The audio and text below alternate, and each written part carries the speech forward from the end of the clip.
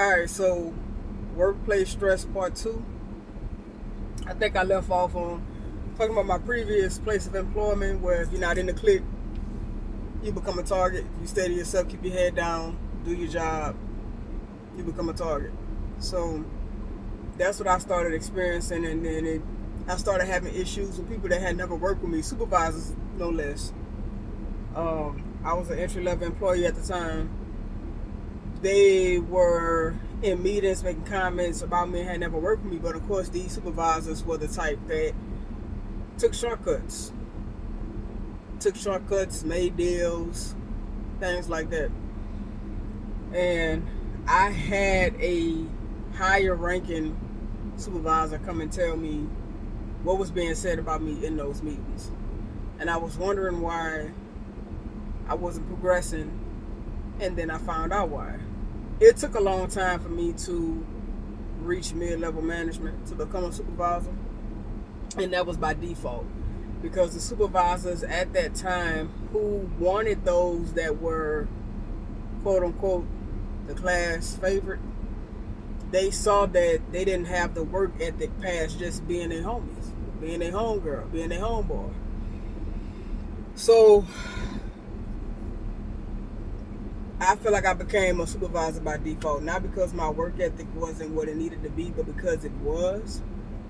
And they couldn't choose their friends because their friends was going to make them look bad in the end. So at the end of the day, they had to choose the person that would make them look the best, right?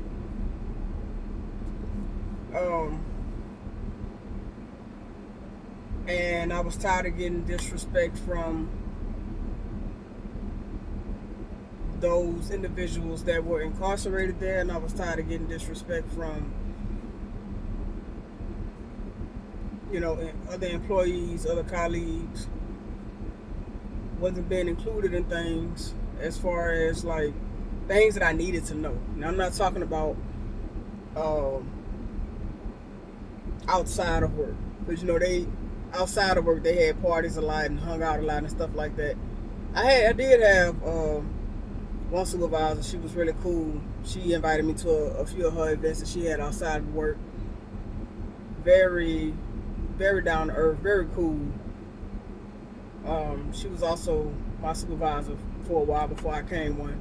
And yeah, strong individual, strong work ethic, hands down, one of the best. But I'm talking about things relating to the job. Like I would be left out of. Decisions would be made that I had no prior information was being made or being discussed, and I would just be at work, be on my assigned unit, and coming off the elevator is a bunch of supervisors that have never worked with me, never worked my floor, making decisions, saying this, that, and the third gonna be done, being harshly critical. Don't get me wrong, when it comes to work, I have no problem taking constructive criticism. None whatsoever, especially when I've had to find my own way, find my own niche, when I've been thrown into the water. If you throw me in the water, I'm gonna swim. It's either sink or swim when you get thrown into the water. I will swim. Even if I'm struggling, I'm gonna swim. But yeah, I just didn't appreciate that. And it didn't get better. Over time it got worse. Like I said, I left for 9 months. I came back, stayed for 3 years. I was told they were going to have other divisions that I'll be able to get into and be a part of. They had somewhat started that division, but it was like open to certain people, right? And once I saw that, I decided to leave, because it got to the point where I was becoming late every day. I was calling off a lot. When I pulled into the parking lot, my head started hurting. I started feeling extremely tired. I was becoming uninterested in my work. I was struggling to give 110%. They wasn't getting 110%. They wasn't even getting 100%. They were getting more like 75% of me, and that still was a lot to muster up. it got to the point where when I was there, I was doing a bare minimum, and I just felt so drained, underappreciated. I was still having problems with certain individuals, and I'm like 8 years into this, working around the same people. You would think that they would get tired, You would think they would get tired, but bullies don't get tired, and I don't like bullies. And so the only way you could beat a bully to me is to fight a bully. You gotta fight a bully. If you don't fight that bully is gonna keep bullying you. Well, we at work. I can't fight. I could, but I have a lot that I would lose, that I would be putting at jeopardy, and I don't have nobody to help me get that back. So I have to think different. I'm single, not in a relationship. Um, I don't have no family. I have family, but if I would have made that decision to be combative because I was being played with just that hard, then the conversation with them would have been like, why you let them get to you like that? You have this to lose, you have that to lose, and so on and so on. And it would have been a reprimand instead of, don't worry about it. You had to get your respect shown. We're gonna help you get it back, So I had to think about a lot. So in a nutshell, that's pretty much how it affected me. Like, I started losing sleep.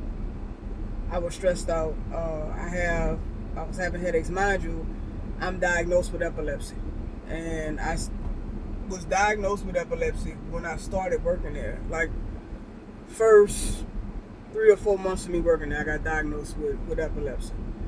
And so as you can imagine, this is not good for me, because I've learned over time what my triggers are. With most epileptics, you have an abundance of triggers, but for most, the most two common ones are stress and lack of sleep. And those hit heavy for me, very heavy. So if I'm stressed out, and when I get stressed, I'm stressed, to the max, right? So when I get stressed out,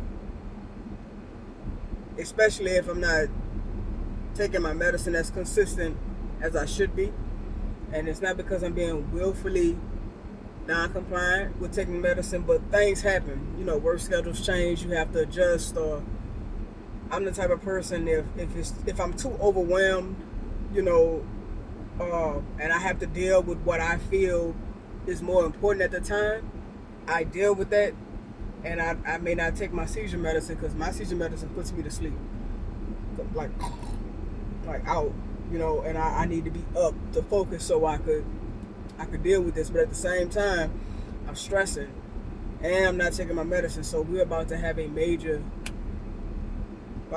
episode. So what did I do to get over that? For a long time in those 8 years, I didn't say anything. I was just taking it. Because for me, when somebody does me something, the first thing I'm like is, why are you doing me that? I didn't do you anything. Like, why are you messing with me? I don't bother you. I don't bother nobody. Like, why are you over here fucking with me? You know what I'm saying? I'm shocked, because it's like, where did this come from? I can understand if I was out here, talking about people, making people's lives miserable, things of that nature, then I deserve every bit of fire you about to come back with, right? But I don't bother nobody. I stay to myself. So a lot of things I would just be like, all right, okay. And then I go and I have an argument with myself, how that scenario should have played out. And then now I'm waiting for the moment where they approach me again, but they don't approach me for a very, very long time. Or they approach me later, so months later. And we're talking about months, almost a year or two later. And I'm going to stop it right here. I'm do another one because I don't want to make them too long.